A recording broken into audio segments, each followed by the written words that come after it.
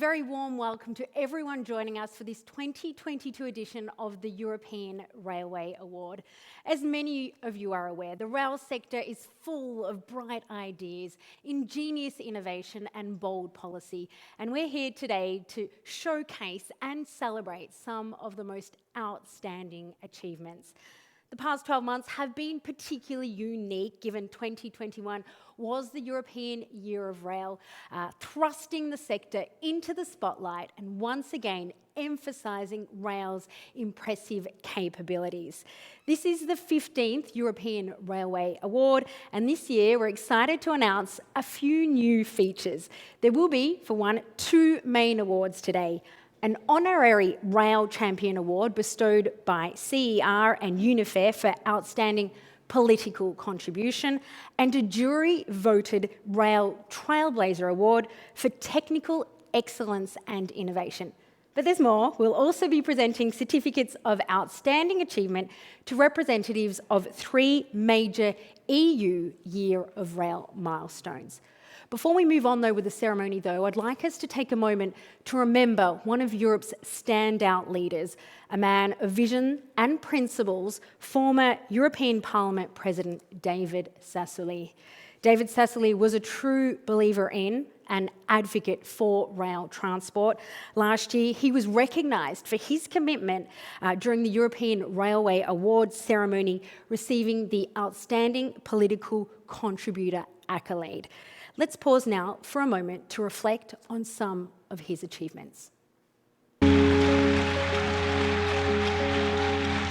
noi, con voi, se saprete dell'Unione Europea, ma che consentirà a noi. La votazione è aperta. Pronti, relazione Verhofstadt, per appello nominale, la votazione è aperta.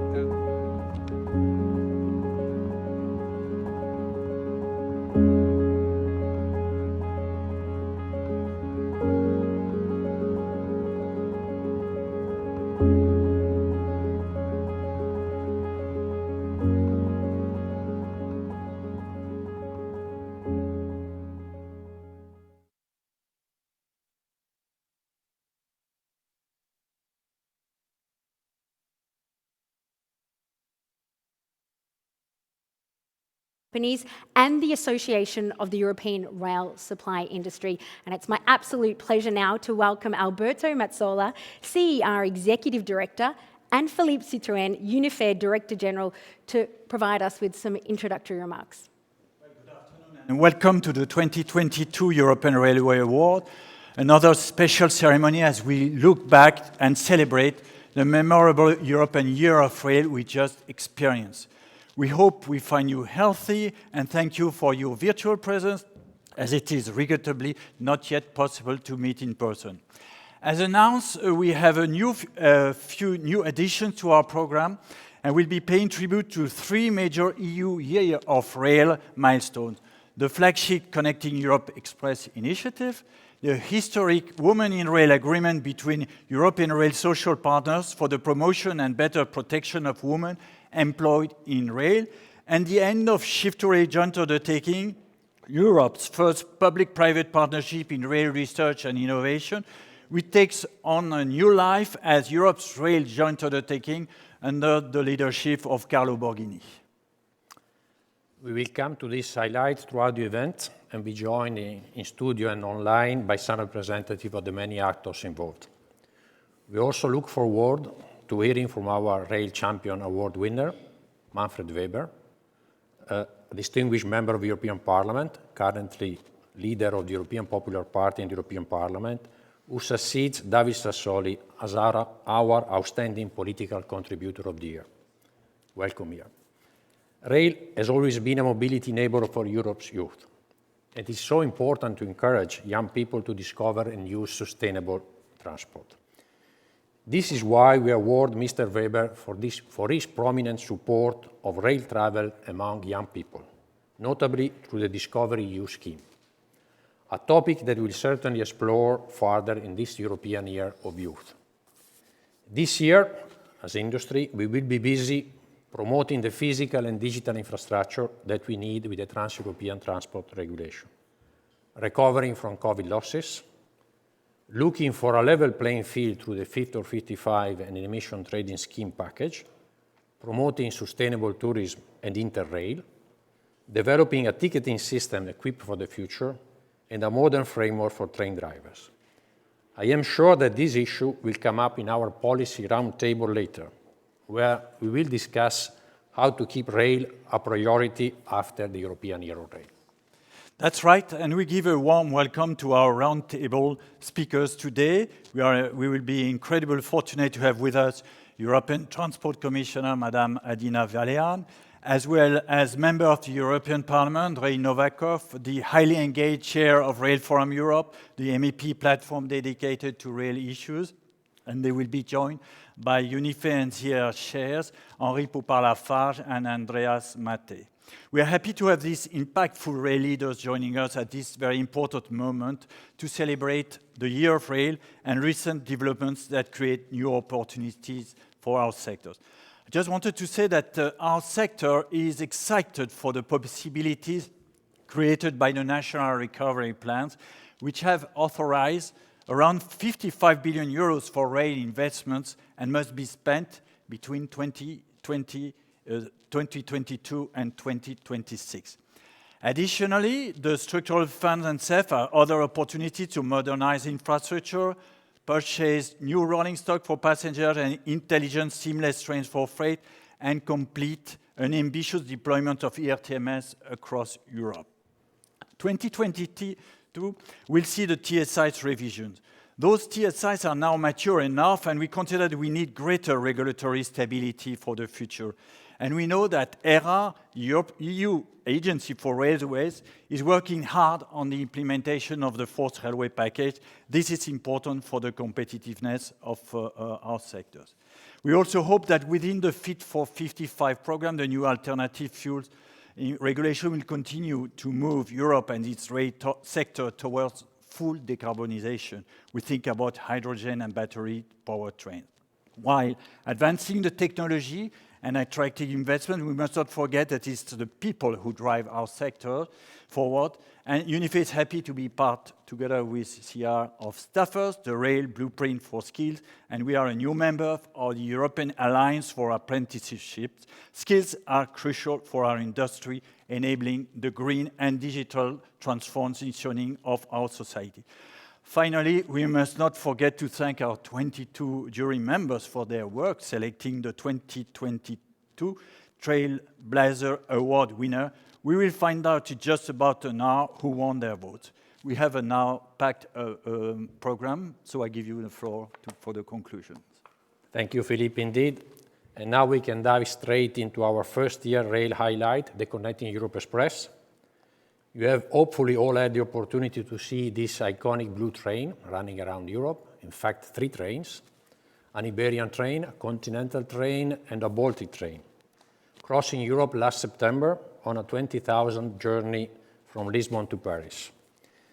This ambitious project was initiated by the European Commission and delivered by the Community of European Railways and Infrastructure Companies with the support of over 40 rail partners all around Europe, who provided track access, rolling stock, and operating staff, among other essentials, to make the project a reality. It was an enormous challenge, let me say, also for all the people that were involved in this challenge, but a highly rewarding initiative that highlighted the unified force of rail, a sustainable mode of transport, and sparked important debates among rail actors, policymakers, and the general public across Europe. Let us take a closer look and hear some of the reaction to this flagship initiative.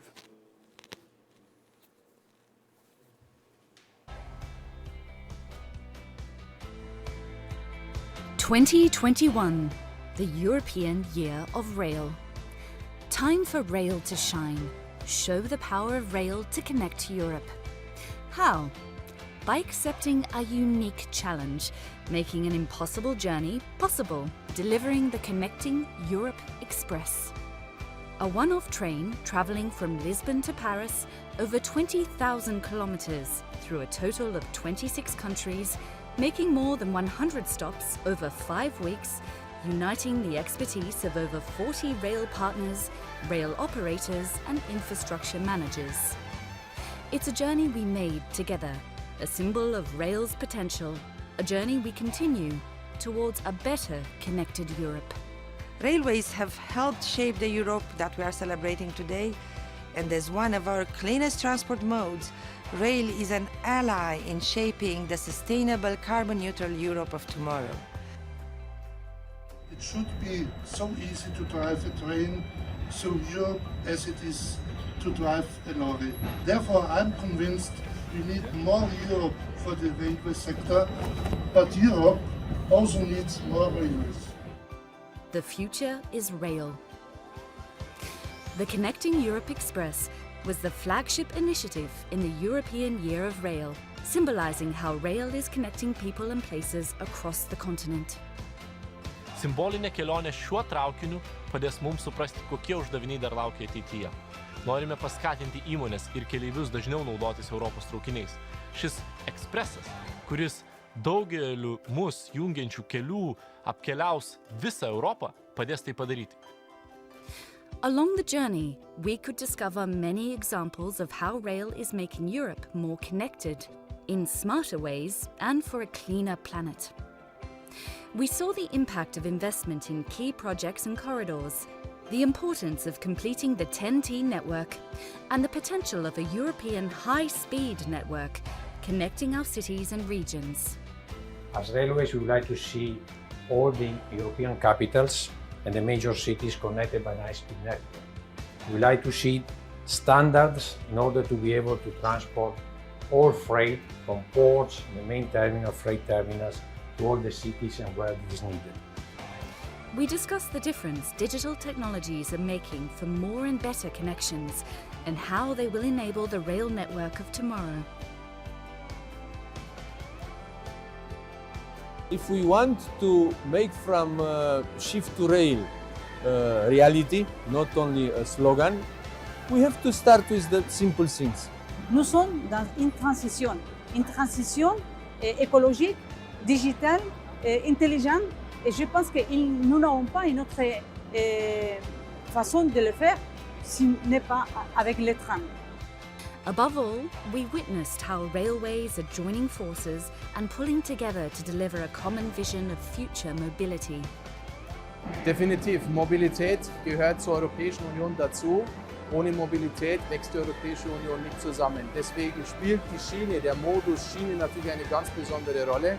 As demonstrated by the ambitious Connecting Europe Express project, cooperation is key, and anything can be achieved with willing actors on board. This cooperation will last beyond the Connecting Europe Express and beyond the EU Year of Rail. Because we need to work together to decarbonise transport and make the EU Green Deal a reality. Green Deal, Green Europe, Green Economy, Green Transport. Green Transport, it means railways first of all. Wir stellen uns vor, dass Europa letztendlich nur klimaneutral werden kann, wenn der Zug eine richtige Renaissance erfährt. Sprich, wir müssen ganz viele Probleme lösen in Europa. The transport system of tomorrow must be cleaner, enabling people and goods to move across Europe sustainably. There are far too few people traveling by rail, and we also not have the freight volumes that we would like to see. Und ich glaube, dass wir noch stärker dafür werben müssen, dass Züge genutzt werden. Rail is 9 times less polluting than other modes and offers Europe a truly connected future with more choice and a real solution to reach our climate goals. Investment in rail is investment in our future. En fait, le train, c'est bon pour le climat, c'est bon pour l'emploi, c'est bon pour les territoires, pour relier les territoires entre eux. Spostarsi in treno significa spostarsi con intelligenza e questo è un simbolo di speranza, di intelligenza e di unità dei paesi europei. I think it's a sustainable way of traveling, it's a social way of traveling, and what we see behind us here is just an incredible symbol of connecting Europe and bringing us together. And if that isn't what the spirit of Europe is about, I don't know what is. Cleaner, smarter, connected. The future is rail.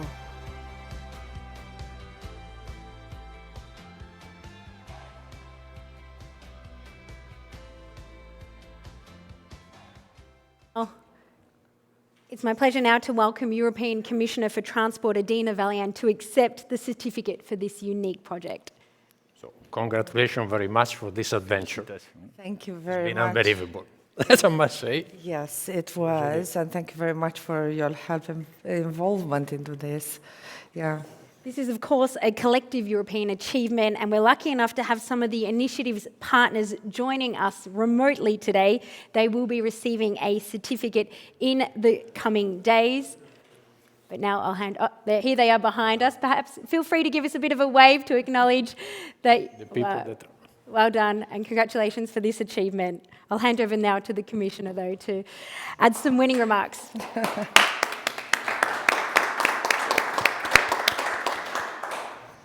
May I? Yeah. Well, thank you very much for this acknowledgement of our program, Connecting Europe Express.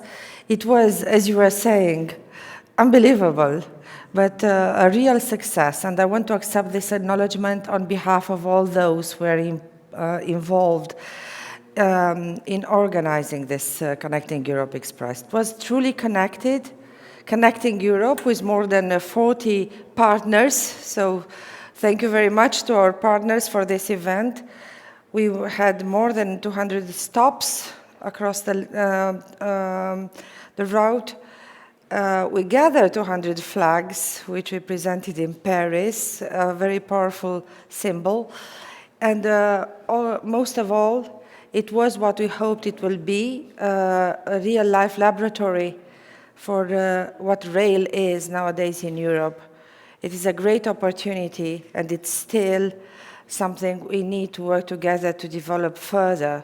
So we took everything we learned from this, and we are going to put it in practice for the future. So again, thank you very much to everyone who contributed, to all those who actually went by train, all this amazing journey through Europe, to everyone who was there to greet us in our stops, all the authorities, citizens, and those who made a real momentum for rail in Europe with this occasion. So thank you, and I accept this with humbleness and pride. Thank you very much.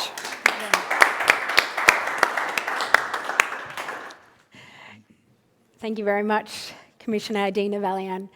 It's now time to move to our first of our two major awards, the 2022 Rail Champion Award. This award is designed to recognise a leading political voice who has championed rail. Now, we may have heard the winner in the introduction, but let's make it official in this video coming right up.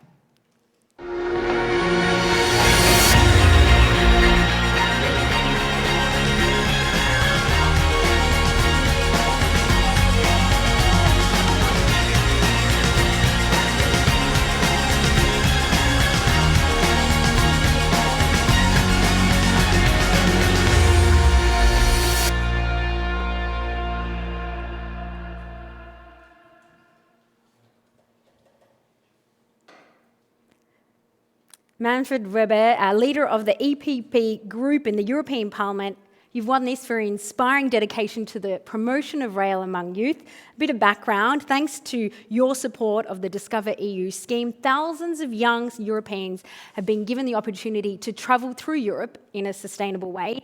Discover EU is the result of a campaign that was in fact launched by the Free Interrail movement, whose leaders, Vincent Emmanuel Hare and Martin Speer, were recognised for outstanding citizens' initiative during last year's European Railway Awards ceremony. I might add that the scheme has been so successful that there was another call for applicants for 60,000 new passes at the end of last year. And the award is also very timely, coming as we wrap up the Year of Rail and move forward towards the European Youth, so that's a very nice transition.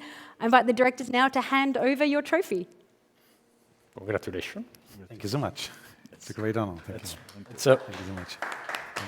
It's our honor. I invite you to... Yeah, Mr. Mazzola, Mr. Citroën, dear Marit, thank you so much, first of all, for the award and for the honor to be today with you. I thank you on behalf of all those who fought for the idea in the European Parliament, from all political groups, and to make such a thing a reality, It's not an easy task. We did it together, and again, this is a award for all of us. I'm also happy to be accompanied today with Adina as responsible commissioner, and Andrei is also with us. So thank you for being with us.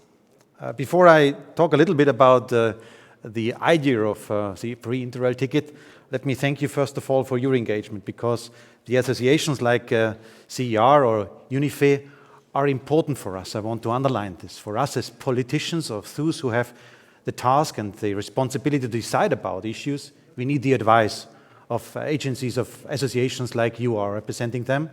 And having in mind what we heard already today, the importance of the railway sector for achieving our goals in the transport sector, to make it more sustainable, more long-term approach, I think your contribution is extremely important. So thank you so much. On behalf of us as politicians, we need this advice.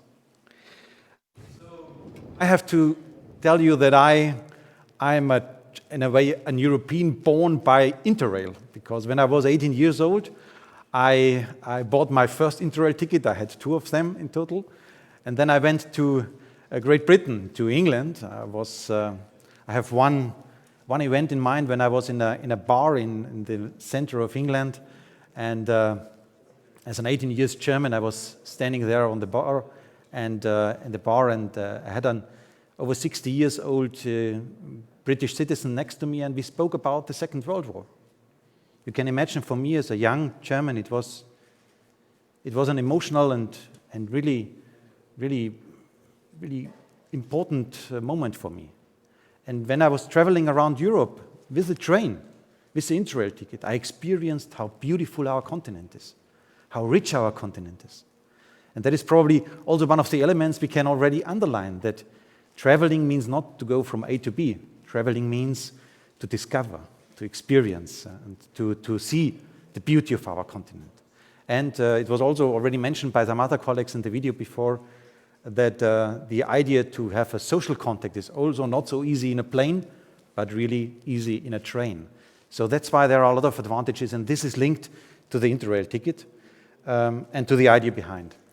I had the first time contact with the idea of this free Interrail ticket when I read an article in the German magazine Spiegel.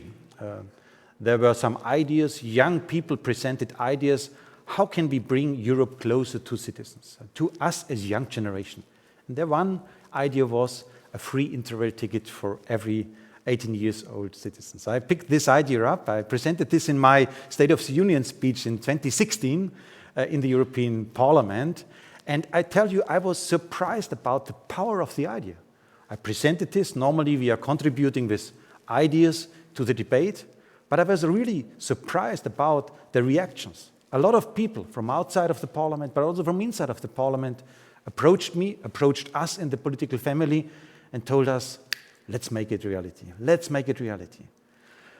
Today, we have the situation, and you mentioned, Marit, already the figures, that more than 340,000 young people applied for getting this Interrail ticket. We only had the resources for around 60,000 people and youngsters to get this free Interrail ticket now. It is a start. We are starting with this. We can learn from the experience, from what these young people are telling us. And I hope that they also get a good understanding how good it is to travel via train and on the railway.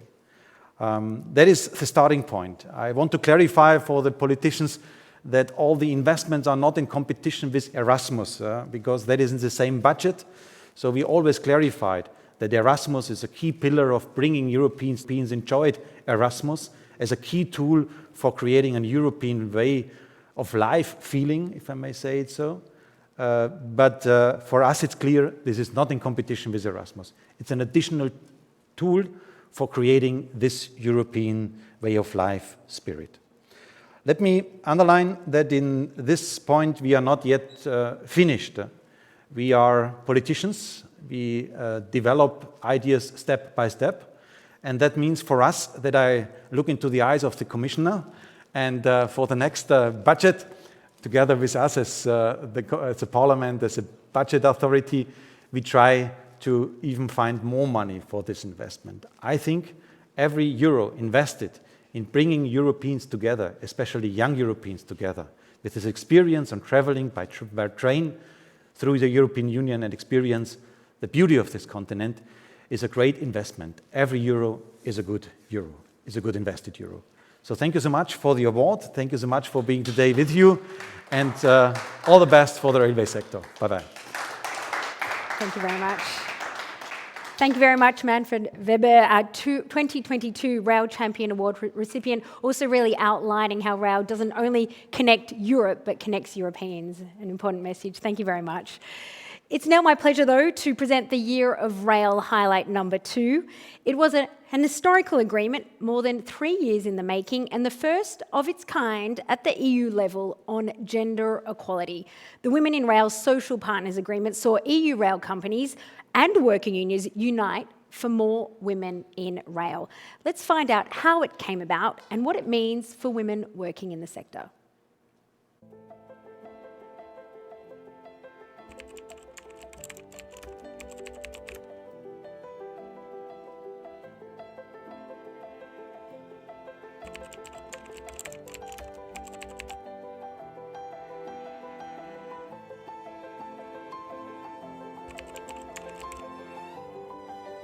After 15 years in the social dialogue, we finalized a binding agreement.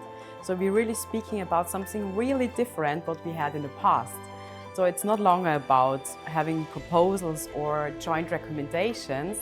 It's a highly political commitment on a super important topic nowadays. We have a result, and we are happy to have it, because this result is very important, and with this result we give a signal that without women in rail have no future.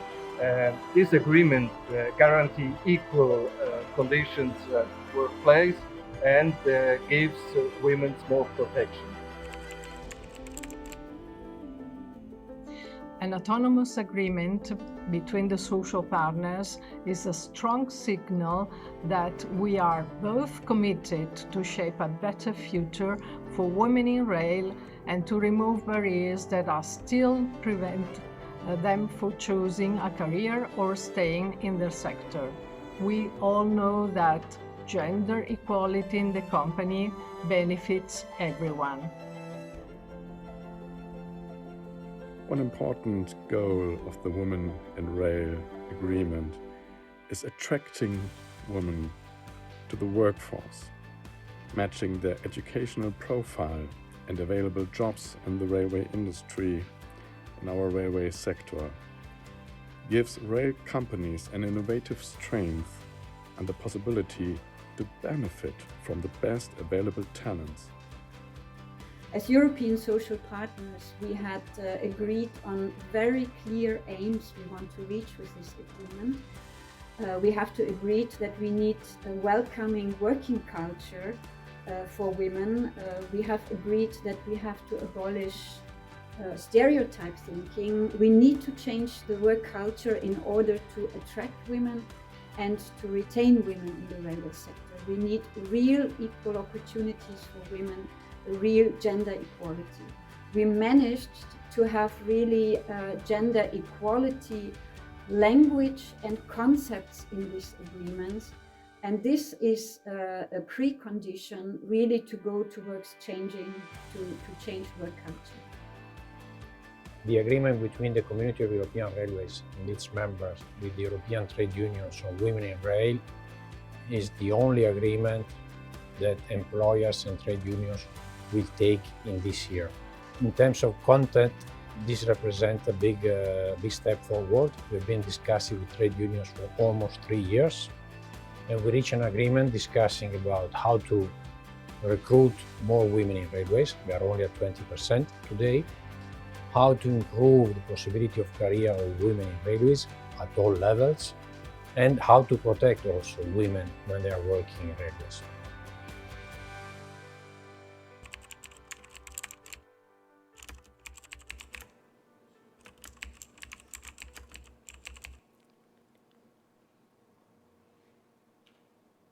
Now joined by Livia Spera, ETF Acting General Secretary, and Yves Baden, CFL HR Director and Head of CER's HR Working Group, here to receive their certificate.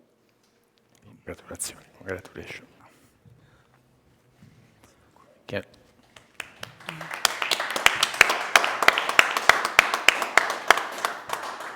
I'd like to mention again that we have important project partners joining us remotely. We can see them there on the screen. They're joining us from across Europe, all part of the negotiating teams that brought this agreement to fruition. Donc, congratulations to all of you, but I will now pass over to both of you to receive and make some final winning remarks. So thank you very much for this important acknowledgement. I would like to say I'm doing the easy job today because I'm taking the certificate. I would like to congratulate the colleagues that are in the background and that have made a hard job in negotiating this agreement. It was, I think, a learning curve. It was a very challenging exercise, and yet we succeeded. Everybody is talking about railways. Everybody is enthusiastic about railways, and as social partners, we are also, of course, happy about it. This agreement, I think, was a fundamental contribution from the social partners to make the sector fit for the future. We need more women if we want a more ambitious railway sector.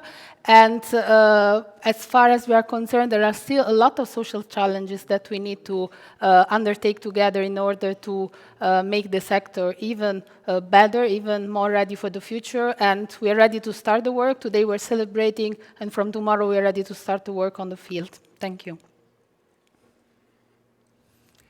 Yeah, in the name of CER negotiation team, I am very honored as well to receive this award and this recognition. As it was already said, railways are key for the Green Deal, and in that context we have a huge need for new talents in our companies, an even bigger need for attracting women in rail. By this agreement we really set the frame to make it happen. And we are committed also to show the impact in the coming years to really fulfill what has been now signed in the last months.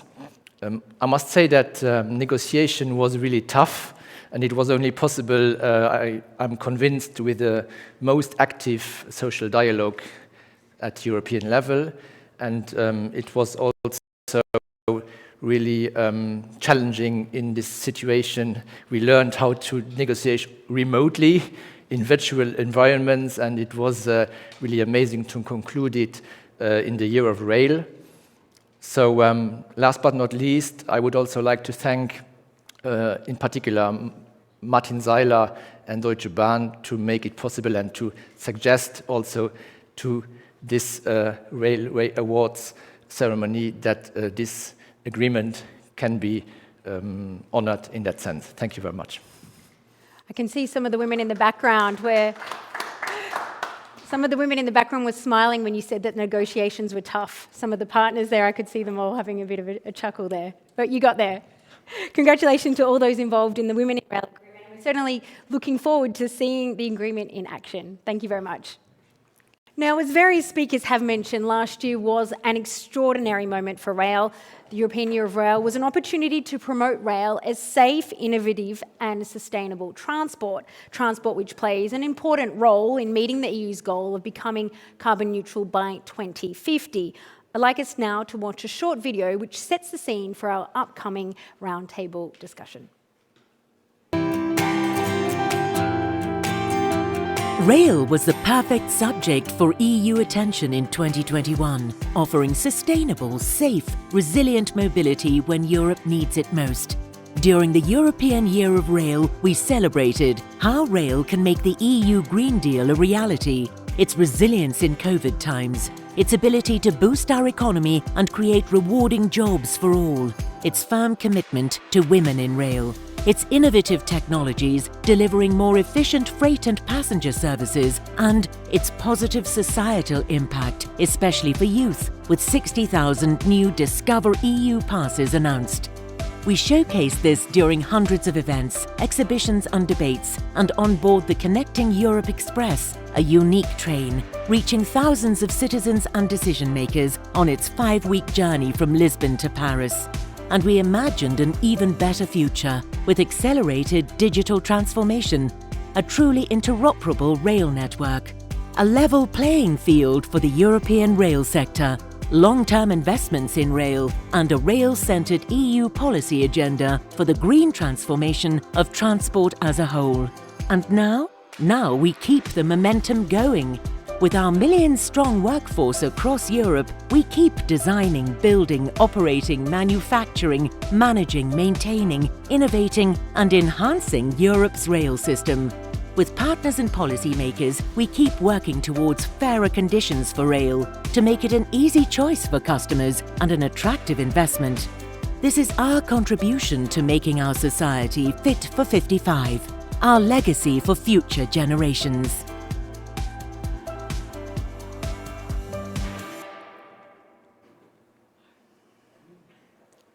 Well, the European Year of Rail certainly put all eyes on rail. It also posed a new challenge: how to keep rail a priority after the Year of Rail. Joining me now for this discussion, a pleasure to have Dina Valian, European Commissioner for Transport, back on the stage with us. Thank you. Also here in Brussels, Andrei Novakov, MEP, Chair of Rail Forum Europe. Thank you for being here.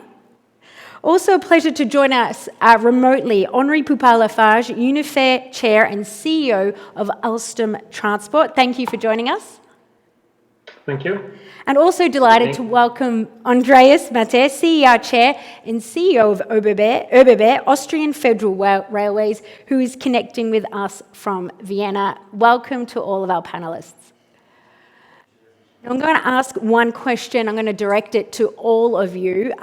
First one is focused on the takeaways from the European Year of Rail. It's now behind us. What were the main achievements during these 12 months? How did the initiative meet or fall short of your expectations? I'm going to start with the Commissioner. Well, thank you. I said from the very beginning when we came up with this idea of the Connecting Europe Express and the Year of Rail, that what is absolutely essential is that at the end of it, we will have something concrete in terms of conclusions, and we did.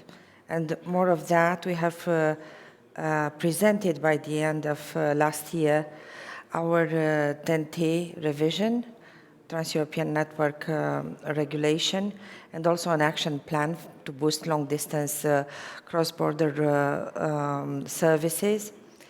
So we came up with something, some of the ideas we have tested during the European Year of Rail as being what is needed to boost again and build up on the momentum. First, for example, in our TEN-T regulation, we looked at the standards and we drew the conclusion that we need to propose more ambitious standards for rail, both for passenger and freight. We should go to 160 kilometers per hour as a standard for passengers and 100 kilometers per hour for freight. Then we define so-called urban nodes, and each urban node by 2040 should have a multimodal terminal. This includes rail, to give you this example. Then more cooperation and interoperability between member states for cross-border links. We came up with this action plan, and of course, step by step, we'll come up with concrete proposal for its implementation. At the center of everything, it needs still to be digitalization and innovation. So that's why, for example, we put a center of all the developments for the rail, the right and speed up implementation of the signaling system, the ERTMS. I was very surprised during this year to see so many initiatives for rail. From, I don't know... Surprised because you didn't expect them to pop up, or because everyone because really... it's spread into so many things. For example, tourism by rail, then cultural events, a great one proposed by Europalia. Then we had also by November, we had this, we launched our new joint undertaking, Europe's Rail. and we are looking forward to all which this will imply, all the work on automatic operations on rail, on digital coupling of for freight, more on traffic management because we need to boost capacity and better management on our rail. So all these were emerging or being tested during the European Year of Rail, and we have a very clear path on further actions. For example, we are going to present by the beginning of next year technical specification for operation on rail to make sure that we step up our efforts on a better technical alignment, single rail market in Europe. Thank you. We've just heard they're tested during the Year of Rail. Andrei Novikov, rail sector tested during the Year of Rail. Some positive surprises popped up, but for you, did the initiative meet or fall short of its objective? Well, it was a very difficult and tough year. But even besides that, I think the European Year of Rail actually achieved what it was set for.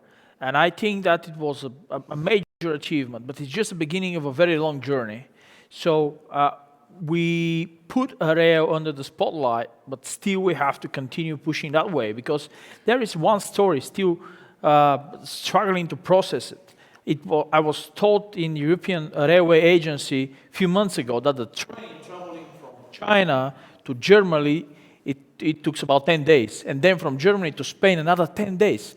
Not because our staff is less skilled or because our physical infrastructure is less developed, but because of pure bureaucracy.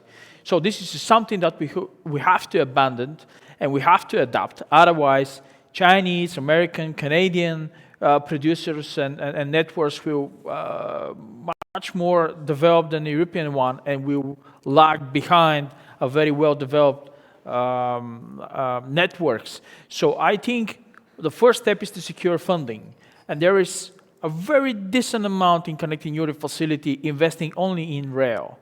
And now the ball is in the field of the producers and operators and member states mainly. And I think we have to create, I'm calling it a fast track for major projects because the governments are changing. Mayors are elected, sometimes are not re-elected, and bridges, tunnels, and railways are delaying because of that. We need a fast track when it's about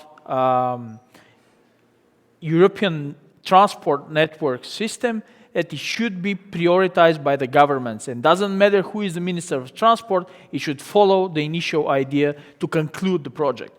Because we have a very bad example with Danube River. So 4 or 5 member states in a row are digging and widening the river in order to have a bigger ships.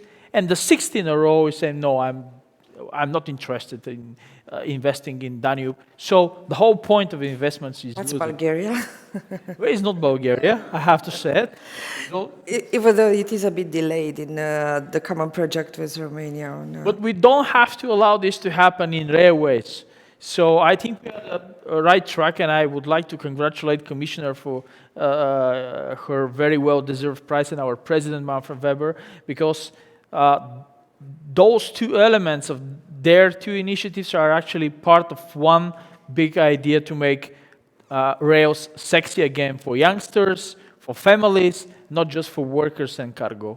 Thank you very much. Thank you. Making rail sexy again. Henri Poupart-Lafarge, takeaways from the European Year of Rail. Did it make rail sexy again, and was it successful overall? Yes, thank you. I think if we step back a little bit, we need to recognize that we have very few years like that. I mean, it's quite rare that the European Commission is launching such an effort on a particular activity. So I really want to thank the European Commission for that. And indeed, the first goal was to make sure that everybody was fully aware of the responsibility and of the rail sector into the decarbonization of the mobility. Because all of us around the table, all of us watching the video, we are absolutely convinced that rail transportation is absolutely crucial for the future of mobility. But this is one thing to be convinced, and this is another thing to convince all our fellow citizens that this is the case. And I think that the first goal was a communication goal and also a promoter of initiatives. And in that respect, it has been fully achieved, and I will not come back on the Connected Europe Express. I was happy to see on one train the HOP logo, which was one of the communication campaign of the UNIFE. We have also launched digital and thematics workshops with a number of operators to promote the different innovations. So I think there have been a lot of communication which has been extremely well received. As has been said by the Commissioner, communication is one thing, but then you need to put some means and to put some actions behind.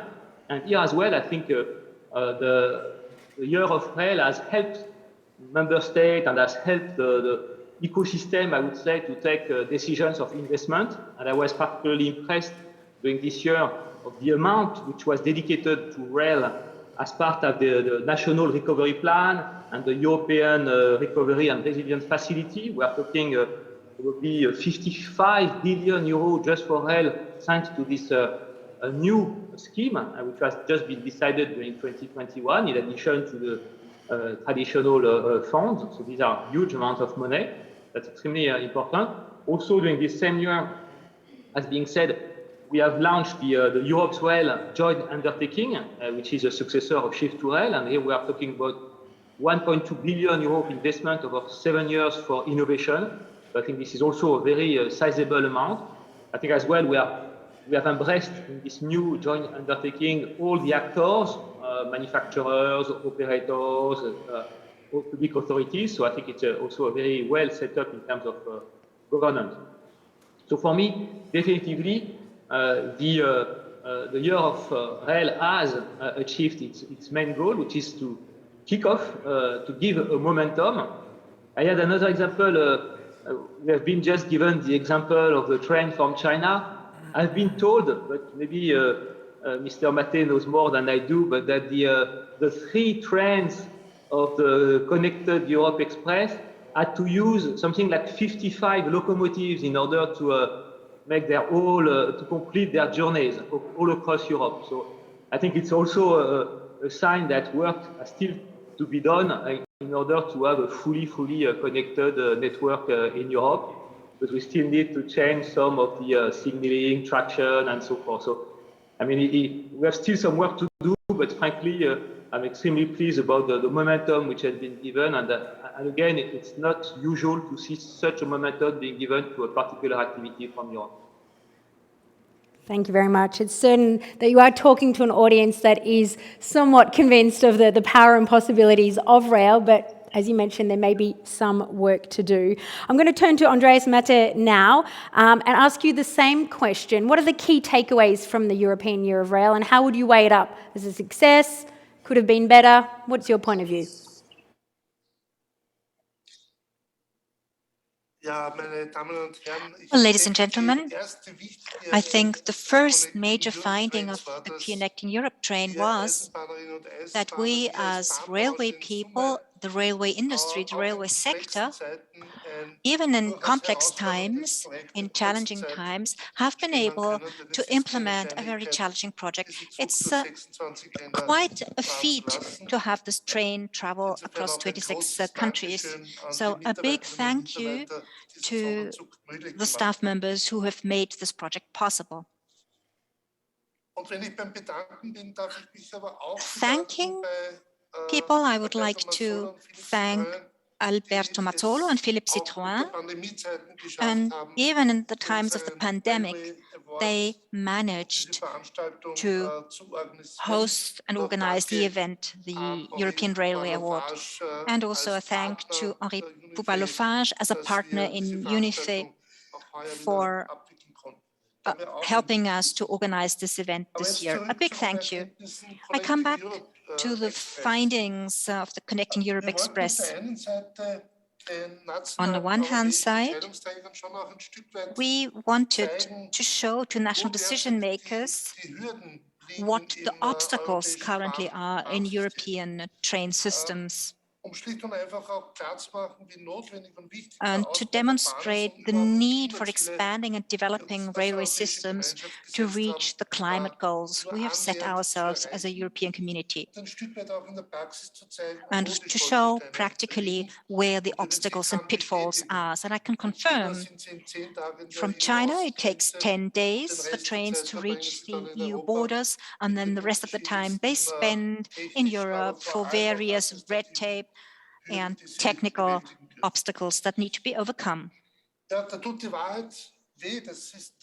And the truth is quite painful. Yes, there's so many technical differences, national standards and provisions in Europe, which actually are an obstacle to transborder rail transport and traffic. In order to overcome those obstacles, we need unification, we need standardization. I think you all know me, I'm a champion and advocate of more Europe. The railways need more Europe. So we still have not enough Europe in the railway sector. And in particular, we need more Europe when it comes to infrastructure to achieve a better harmonization at the technical, operational, and administrative level.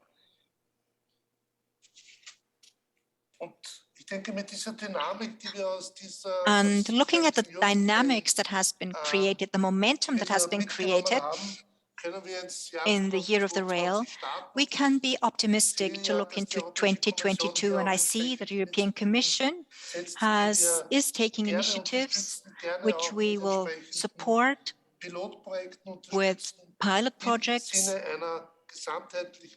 in order to have a uniform, comprehensive, holistic European railway that works for the people and that is good for the climate. Thank you very much. Thank you very much. Staying just on that theme that you've touched on there, Andreas Matter, you talked about the momentum that's been gained during the European Year of Rail. How can we keep it at the centre of debates and discussions and initiatives and investment in this coming year? You did touch on it, but anything else to add there?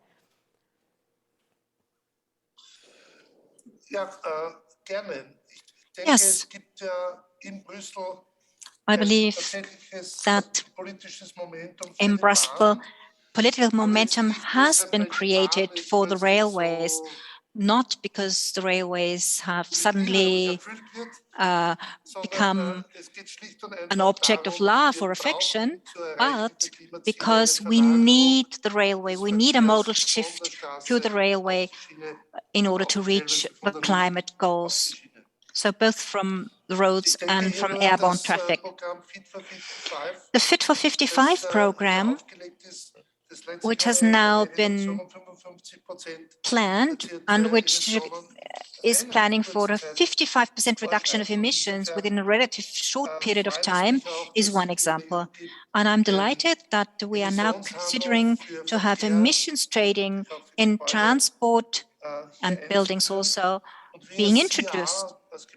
And we, as CER, as the Association of Railway Operators, would hope very much so that a part of those funds would be earmarked in order to strengthen the competitiveness of railways, more standardization, more unification on the infrastructure side. The TEN-T regulation is another important milestone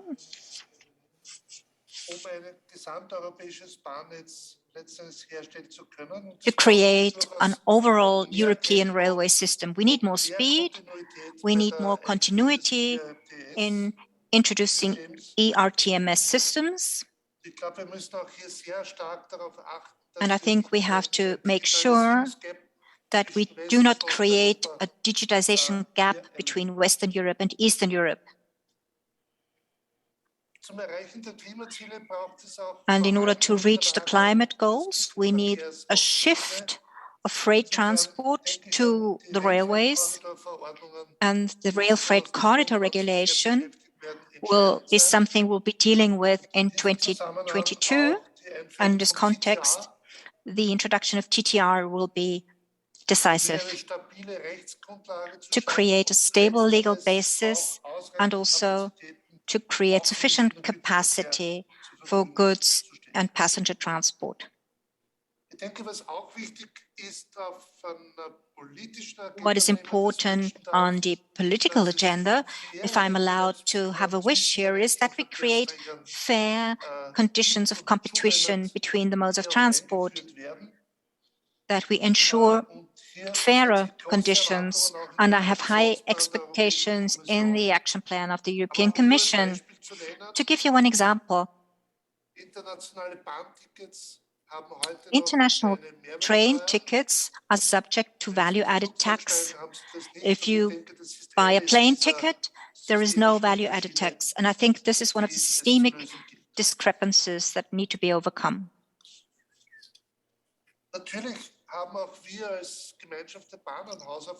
As the CER, we have our own homework to do. That is quite clear. I'm talking about the ticketing system. We are working at full speed in implementing our ticketing roadmap. And let's not forget that we are still dealing with the consequences of the pandemic. We are still in the middle of the pandemic, and we are seeing dramatic reductions in passenger transport and also in goods transport. Many of our companies are actually fighting for economic survival. I'd like to thank you for giving me the opportunity, giving us the opportunity to rely on the support. One of these measures was the reduction of railroad tolls, rail tolls. To put it in a general statement, we need more Europe for the rail sector, but Europe needs more rail. For goods transport, I would like to say that it should be as easy to run a train across Europe than it is easy to run a truck across Europe. I think that is the agenda for 2020 and perhaps a little bit beyond. Thank you very much, Andreas Mate. They're joining us. We heard some of the wish lists, or the items on the wish list for 2022. Andrei Novakov, what needs to happen to keep momentum rolling, and what's on your wish list? Few things. First is low-cost trains across Europe, which will attract yet another group of our society, which is going to keep the railways busy, especially the passenger part. And the second is night trains, something which proven in the past that is working very well and has a special group of clients who are using this type of trains, especially if it's a high-speed train during the night for crossing the country, something that a lot of people are going to use instead of flights, for example, especially when it's 3, 4 to 5 hours journey. So we already have some pilot projects in that direction in several countries. But if we do it in more of them, in more member states, I think we could witness much more better development for rail sector across Europe. I'm going to turn now to Henri Poupart-Lafarge. I saw you smiling there. More night trains. What else is on your wish list for 2022 and beyond? Yes, indeed. No, thank you. I think in terms of 2022 and beyond, we have created a very strong momentum. So as UNIFE chairman, I feel that we have a strong responsibility as a railway manufacturing industry to deliver first upon our project. I mean, there are a lot of, as I said, a lot of funds which are going to be invested in the coming years, the recovery funds, connected Europe facilities and so forth.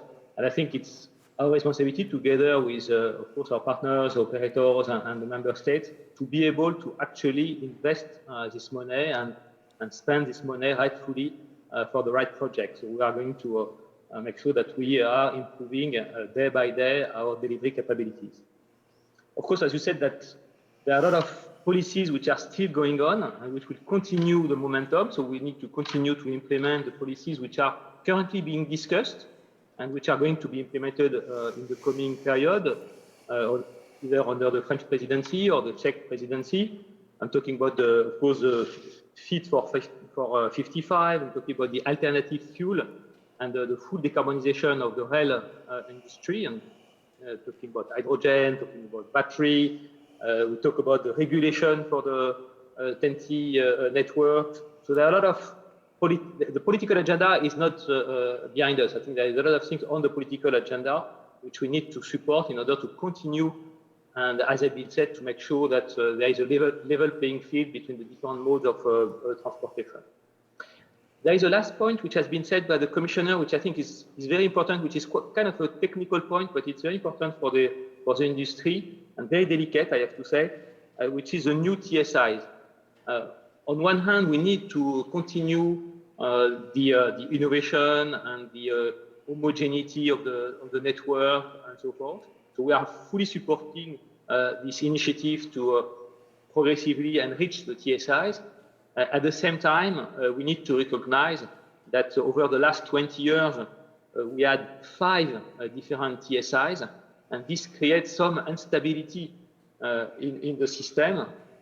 The need for the industry to continuously redesign all the trains, and sometimes we have very long-term projects, and of course we cannot redesign the trains every 3 years or 4 years. So we need to balance these two aspects. So this is a very delicate period that we will have in 2022 in order to have in mind the innovation, the one network, but also definitively the efficiency and the cost of rail. And the cost of rail has to also be taken into account in that equation. So a lot of work to be done in 2022. I'm extremely positive and absolutely impatient to get there. I think that we have launched a fantastic momentum, so it's now time to harvest, I would say, the fruit of that. Thank you very much, Henri Poupart-Lafarge, joining us remotely there. I'm going to turn last now to the Commissioner. We've heard various proposals and suggestions put forward. For you, what's the priority to keep this momentum going this year and the coming years? Well, something which was not mentioned, I want to point out is, I know 21 was very difficult for rail. By the other hand, we have seen in the recovery and resilience facilities, 52% of the transport projects are for rail. That means 48 billion euros committed in projects for rail. That's 3 times more than it was in the whole Connecting Europe facility for 2014-2020. So there is hope of a lot of investment in rail infrastructure. Then from a legislation or regulation point of view, I've already mentioned a lot of things we are working at in close cooperation with the industry, and we understand what are the needs and where we need to push buttons in order to obtain more. And first and foremost, as Andrei Novikov was saying, we have to ask member states to coordinate and to implement what is there. Because, for example, the fourth rail package is there, it's clear, it needs to be implemented, or else we are just piling up other legislation which is not necessarily going to be coherent if we do not have the whole building with a solid foundation, which is the fourth rail package. Digitalization, innovation, Europe's rail, all these are in our attention. I've mentioned some of them. Another important thing is that 2022 is the European Year of Youth, and we'd like to create some synergies between rail, or let's say European Year of Rail, which was last year, and European Year of Youth, which is this year, because young people are actually the best at selling the rail. They are very enthusiastic with new projects. I would say that the whole story around night trains, it's very popular around young people mainly. So I'm saying that because we are thinking already, we are going to invest in some projects. We are going to dedicate the 20 days in Lyon, I suppose, on this synergy between rail and young people. And these youth will be the passengers of the future. Exactly. They embrace it early. It's all for them, huh?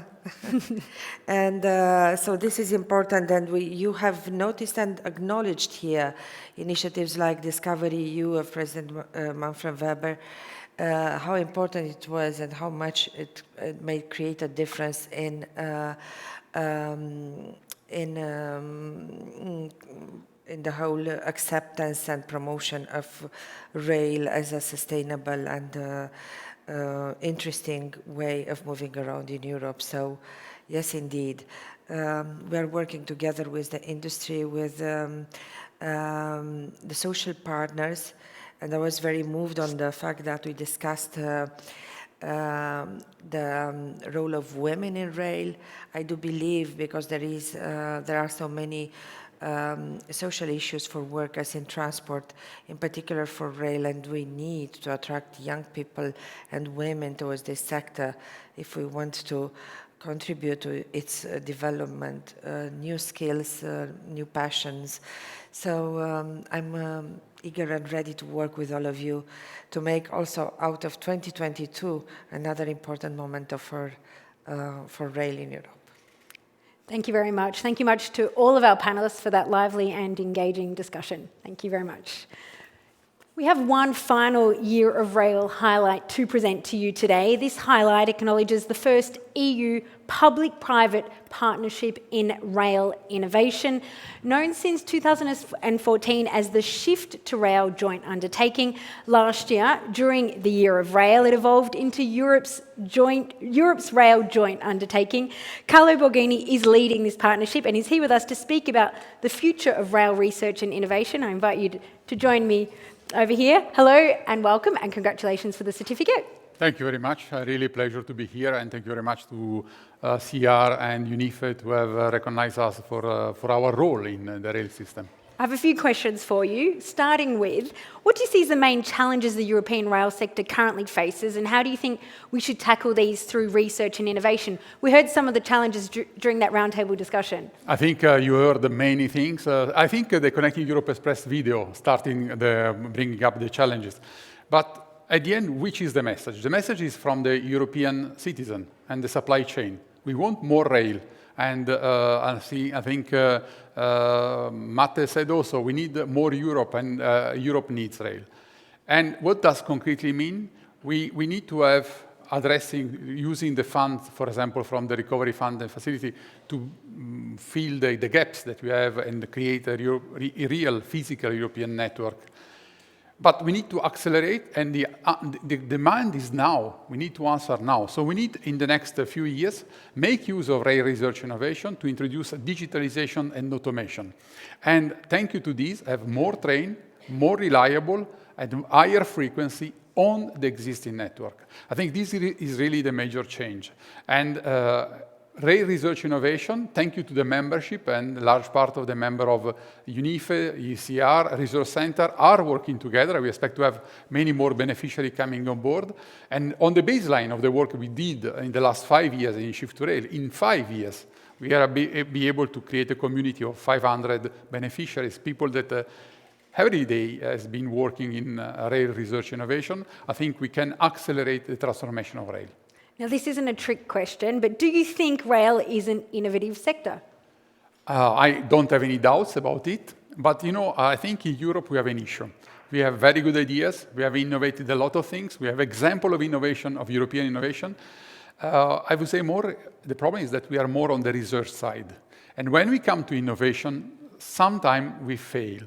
And we fail because we have a lot of legacy. Well, we are an historical continent, and we have a lot of, unfortunately, red tapes. And this has affected the capacity of rail to innovate, so to bring technology inside. And this is the reason why, in setting up Europe's rail, we have been working on the definition of what we call the system pillar.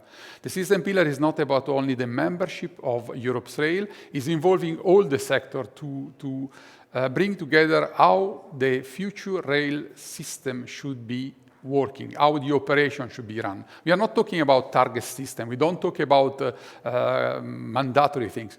How European rail operators and infrastructure managers want to see more train on the network. How we are able to answer the needs of the passenger and the supply chain. Now, Shift to Rail has delivered numerous innovations during its first innovation program. If you look back now, what do you consider as one of the critical milestones? The first one is that I think we have been helping the rail sector to find himself together. and trying to have one strong message. The European Year of Rail, it's amazing. It helped to do that message. Yeah, this has been really great. The Connecting Europe Express has been an experience where we brought, as the Commissioner said herself, 2021 brought up so many occasions to speak about rail. So I think this is really where we have the strength. In terms of innovation, I think you heard before the European Duct Delivery Program, so the starting point of digital automatic couplers, ATO that will enter GEO2 in the specifications, the work we have done on localization by satellite, the different type of telecommunication work we have done, and it can continue for a long time. Well, my best invite is come to InnoTrans in September and see it, touch and feel. Touch and feel. But just going forward, other than coming in September, what are your expectations for Europe's rail joint undertaking? I would like that in the next 5 years, we can come that we have delivered beyond expectations. I would like to see that we start to have the seeds of the one European network, not an interoperable network, not bringing together 27 members and different systems, one system. And this, I think, will be paramount to ensure the competitiveness at global level of the European rail industry and to offer new services to our clients. Thank you very much, Carlo Borghini. I'd like to invite the directors to now hand over your well-deserved certificate. Félicitations pour tout le travail qui a été fait. Congratulations for all what you did on Shift Rail, and now we count on you for Europe's rail undertaking the next step. Thank you very much. Thank you very much. Congratulations. Thank you. Well, well, it's due to them because I'm here only on their behalf, but it's all the staff of the joint undertaking has been working in the last 5 years to deliver it. But also we need to thank all the people of your association, all the experts, the thousands of experts that have been working and in the past month without end to build up Europe's rail. So thank you very much. It's true that they made a fantastic job as well. Thank you. We count on you on the next 5 years. Huh? We listen very carefully. Yeah, indeed. 5 years. Over deliver. Was that what it was? Exceed expectations. Yeah, exceed expectations. Okay. Well done. Thank you very much. Thank you. Coming up next, our second major award of today's ceremony, the 2022 Rail Trailblazer Award.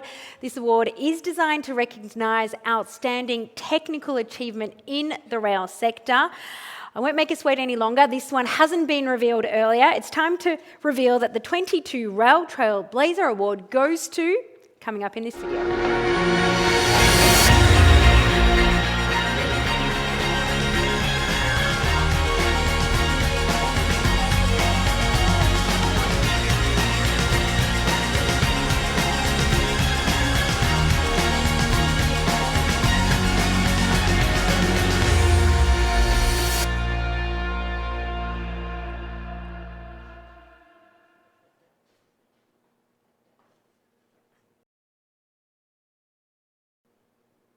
Bana Nor's European Railway Traffic Management System, known as ERTMS, the winner of this year's Rail Trailblazer Award.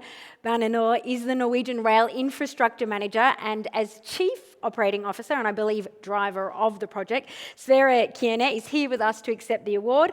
I'd like to ask the directors to hand over the trophy, a nice addition to the mantelpiece. You had almost all the votes of the jury for you.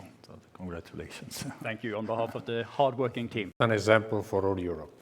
So this is why you're getting the award, I think. Thank you for your kind words. Okay, thank you. Let's find out a little more about the project because it will invest more than 2 billion euros in the digitalisation and automation of the Norwegian railway network over the next 10 years. It's the project of this scale in Europe, with around 4,200 kilometres of track and more than 350 stations around Norway to be equipped with ERTMS, setting, as we just heard, an example for the rest of the EU. I'd like to invite us to now take a moment to watch a short video outlining the project.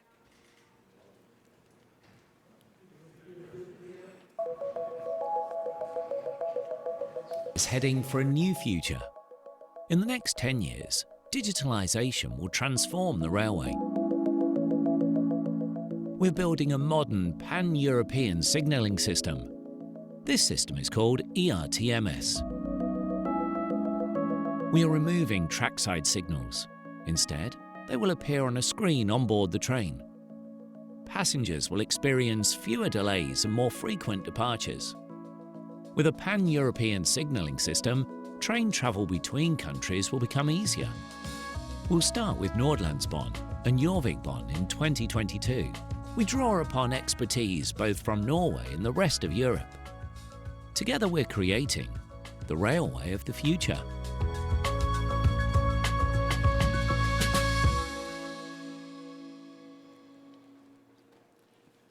Sarah Keener, thank you very much for joining us and congratulations for receiving this award. Thank you for having me. Now I'm going to ask you a few questions. We want to know more about it. Your ERTMS project aims to realise a vision of one country, one interlocking, one data centre. What does that all mean in practice? I've said it right. So Yes. Your pronunciation is very good. The one country, one interlocking, and one data center means that Norway takes the full advantage of a standardized solution. It means that we have decided to implement ERTMS in an industrialized way, like we would roll out a major IT solution. Our target is to keep the implementation as simple and standardized as possible. The need for renewal of the signaling systems in Norway was the key driver for the investment. Bane NOR managed to establish the fact across all the stakeholders that a major renewal was required. The investment should represent the future and the fundament for the digital rail in Norway. Norway is a small country, so we have to piggyback on Europe and search for standard, and ERTMS was the obvious solution to that. Experience from other projects and other countries tells us that complexity is linked to the number of parties involved, probably in an exponential way. So choosing one country, one data center, and one interlocking gives the highest level of standardization and lowers the implementation risk. Okay. It increases the visibility of the project also towards the suppliers. Okay, but could you walk us through how you implement a project of this scale? Yeah, the formal decision to go for ERTMS was made back in 2012. A pilot was installed in 2015 and went live in 2015, and contracts for the whole country were signed back in 2018. The first line is expected to go live, as was said in the video, on the 31st of October this year at 2:30. Is it going to be like an IT project, always late? It is an Olympic date, not to be messed with. We try to keep the stakeholders very close to the project. Our owners receive regular progress and risk updates. The train operators and the train owners are kept close in terms of steering committees and project groups. We have several initiatives internally in Bane NOR also to secure ownership throughout the whole organization. So the involvement of all the operational line is important to secure a good handover from the project to the operation. Let's move on to talk a little bit about technology now. ERTMS is of key importance for the interoperability of the European rail network. Which recommendations could you give to other infrastructure managers regarding the application? I'm normally careful with recommendations, as I'm still a learner myself. But as you ask, I will give a few tips. I will give a few tips from what we have seen.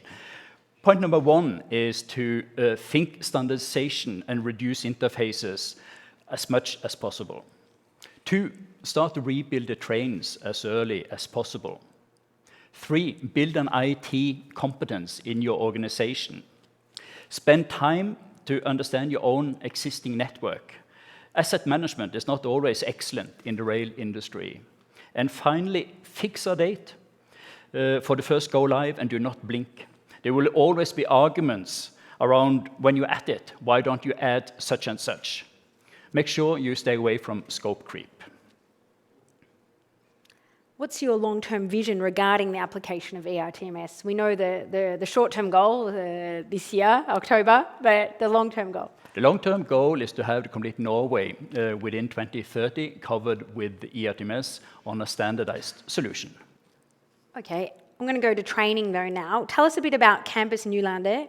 How is this new test and competence centre proving central in delivering the project?